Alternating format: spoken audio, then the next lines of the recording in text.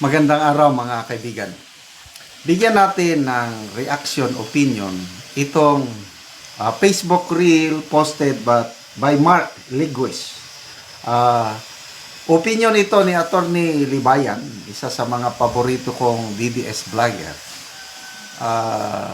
Parang Roddy Baldwin style prophecy o kanyang prediction sa 2028. Sa sino man na maidikit sa mga Marcos sa 2028, you will be unvotable. Parang may tunglo kung sa Bisaya, lunod sa Ilocano, may sumpa. Itong si John B. Cremulya, hindi daw siya tatakbo sa 2028 kung hindi siya magpapa-endorse kay Marcos. Nako! It's a curse! Sumpa! Pakinggan natin ha. The administration should do a complete 180 of what they're doing. Gawin nyo na yung kabaliktaran ng ginagawa nyo. Alam nyo, this is already alarming. The administration should do a complete 180 of what they're doing. Gawin nyo na yung kabaliktaran ng ginagawa nyo. Because you know what will happen?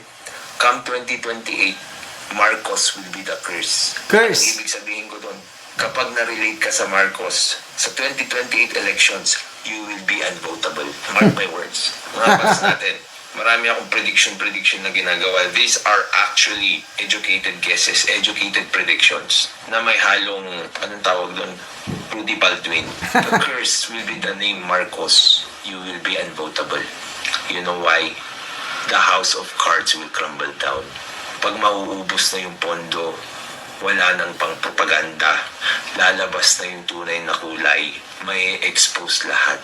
If you don't control the narrative anymore, if you are not in power anymore, if you don't have money to pay your trolls anymore, pag dumikit ka sa Marcos o sa administrasyon, you are unvotable.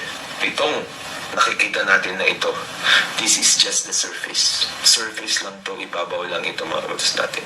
Tuloy natin yung laban. Let's all wake up. Let's all love the Philippines. At itapon sa inidoro, sa garbage, itong mga corrupt na ito. Amen. Alam niyo, this is already alarming. Galing! Salamat po, Attorney Libayan. Agree ako sa sinasabi niya. At maganda, meron siyang suggestion.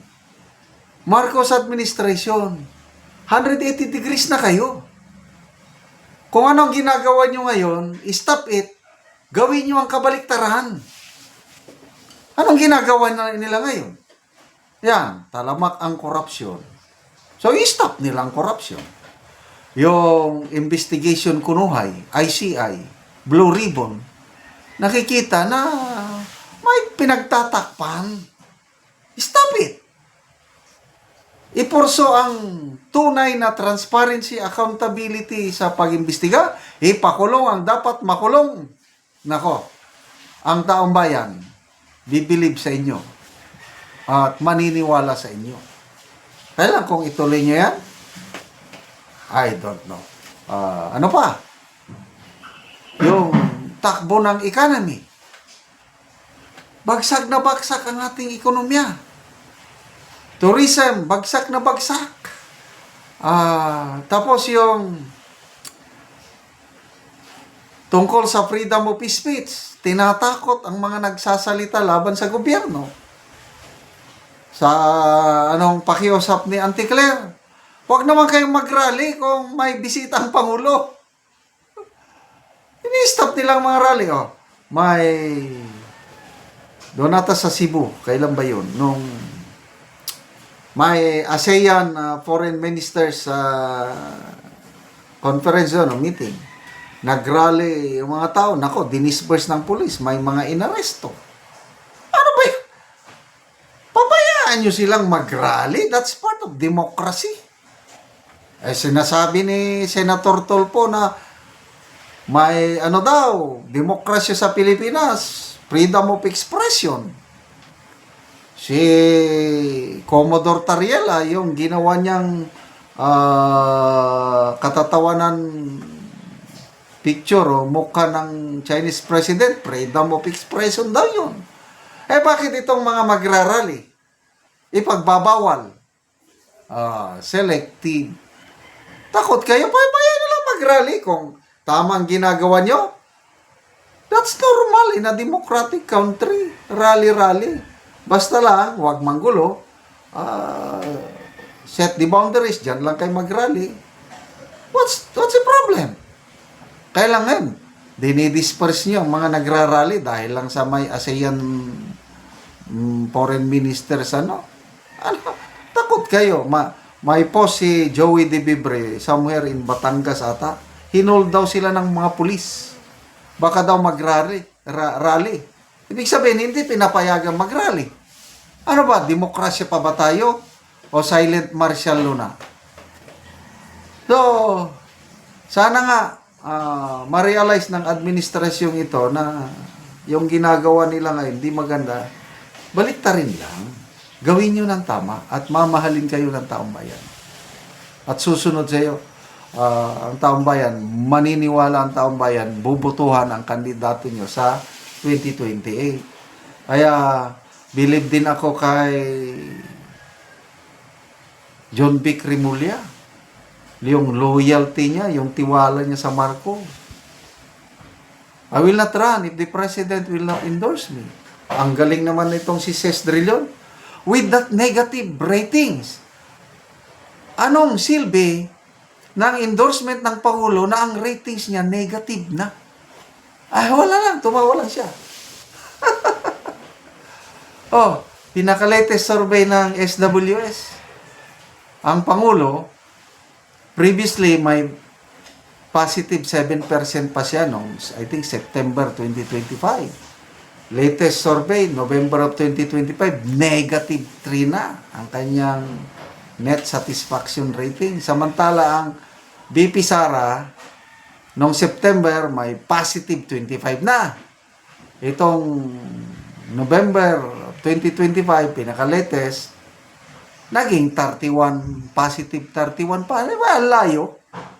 Negative 3 ang Pangulo, positive 31 ang BP.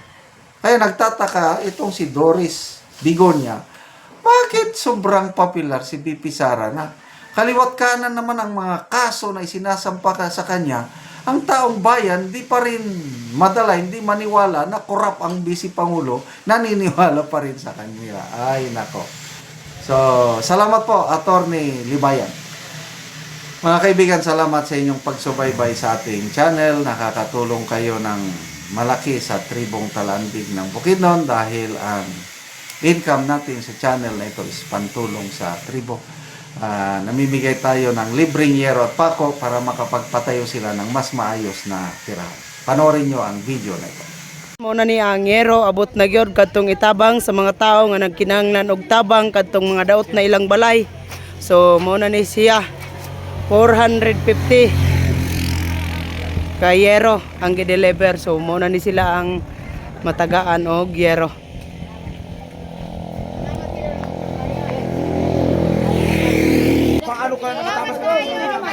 Muna ni sila ang matagaan. Salamat sa Ginoo, matagaan man ko sa lagi ng tagianan. Salamat kay sir. Salamat kayo.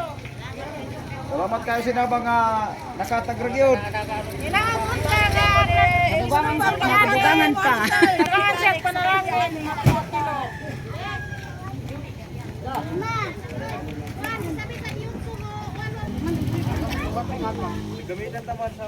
Oo, pick-up apa sa din sa kagin. Ato na kulang sa lantan. Balik ang magiging pa na. Sa lantan ba? Mas siguro baka sa lantan mo para mapilo.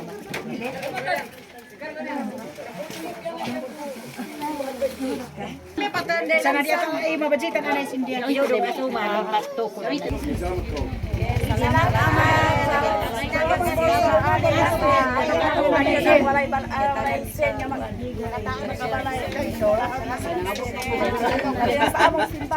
Kanang malipayon dang.